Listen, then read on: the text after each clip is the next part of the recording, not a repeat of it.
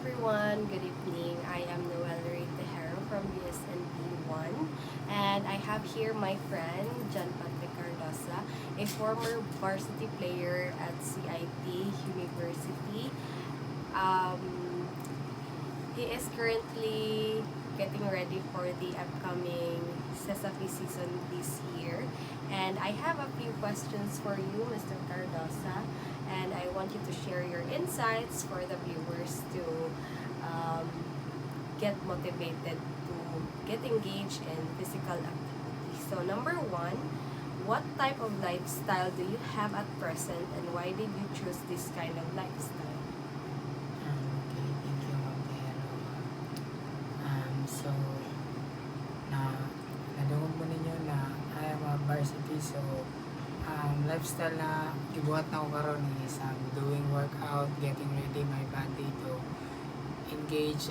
Grabe man jud ang physicality sa basketball, so dapat ready mong lawas and kusgan og sa pagbinanggaay dili ka dali matumba. So I'm doing workout every day and build my muscles, and that's all.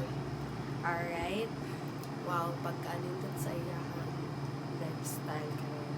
So, number two, what was your turning point that made you realize to engage in physical activity and what keeps you motivated? Okay. In doing physical activities, keep me motivated is before na bata pa ko, nakita na ko ang lawas na medyo weak ko and daot kay Gustanon din. Mga akong sports na ganahan is basketball man, so nagpadako ko lawas, getting ready to engage more physicality in basketball, and karon I'm getting ready for the upcoming season sa this year for the CESAFI tournament. Wow. So, padako siya tuglawas ang gusto ni Mr. Cardosa. So, karon, number three, as a future exercise enthusiast, what will you advise to a person with no interest in engaging physical activity? Okay, sa mga dili ganahan og mga physical activities na diha like workout and unsa man na dra jogging or engage lang og kanang exercises, I encourage you all na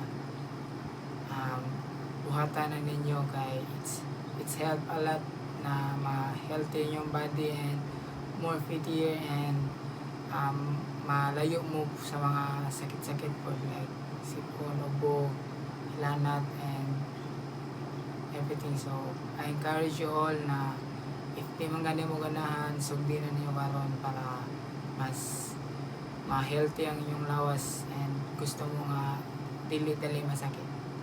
Wow. So, you heard it, guys. You should engage in physical activities. So, to those nga walay mga interested ha, you should start now and there is no reason for you to not start your physical activity journey. So, that's it for today, guys. See you next time.